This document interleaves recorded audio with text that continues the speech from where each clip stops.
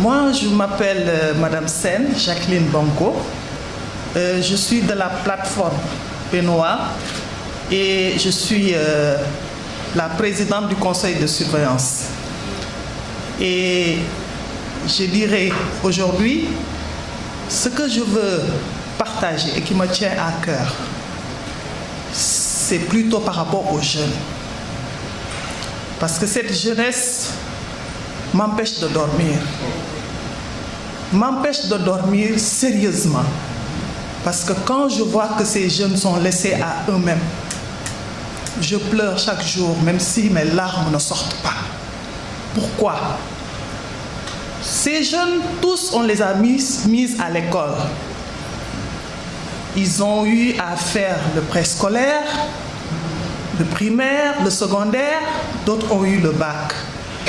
Il y a eu beaucoup de rejets au niveau du primaire, au niveau du secondaire, du moyen, du secondaire et même au niveau de l'université.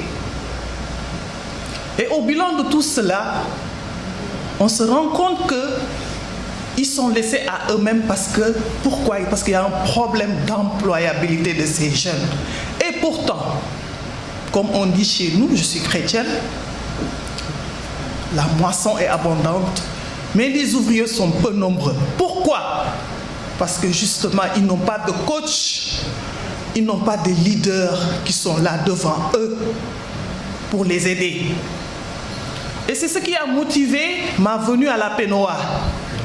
Je rappelle que j'ai une maîtrise en sciences économiques. En 1991, j'ai eu à travailler dans des cabinets d'expertise comptable. Aujourd'hui, je salue M.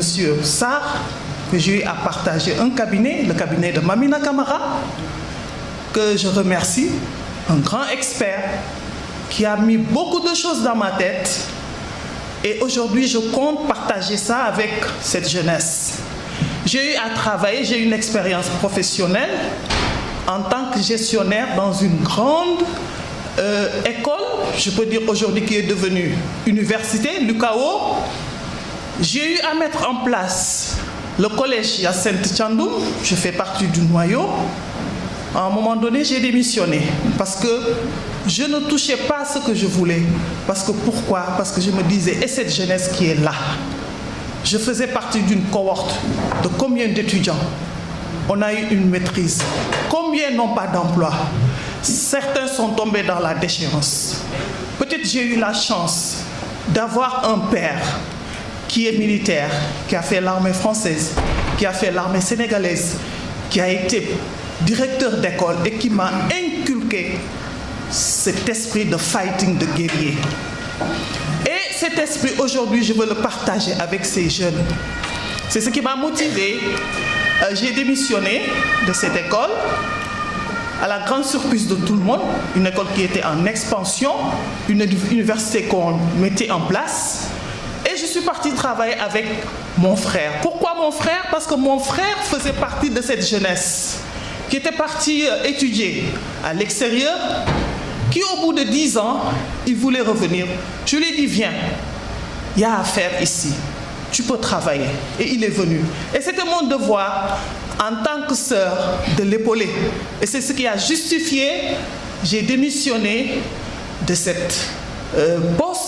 poste où j'avais tous les avantages, bien rémunérés, un salaire qui pouvait payer 5 professeurs. J'ai laissé tomber pourquoi aider toujours cette jeunesse en quête de sa réussite. Parce que pour réussir,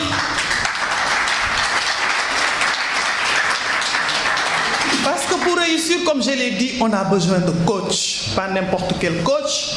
On a besoin de coach dans différents niveaux.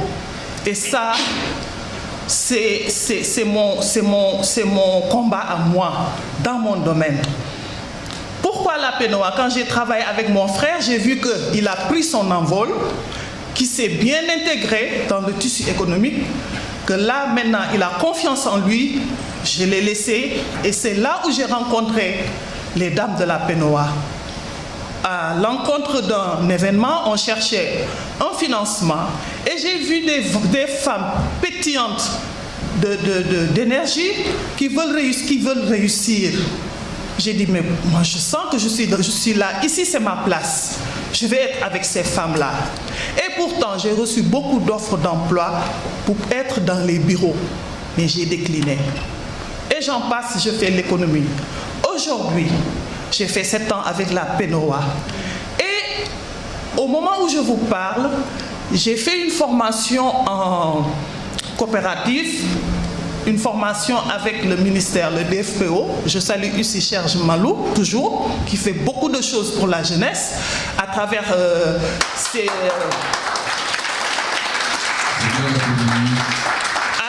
ses collaborateurs. Je peux citer M. Sow, qui n'est pas là, qui est un monsieur très dynamique, qui fait beaucoup de choses.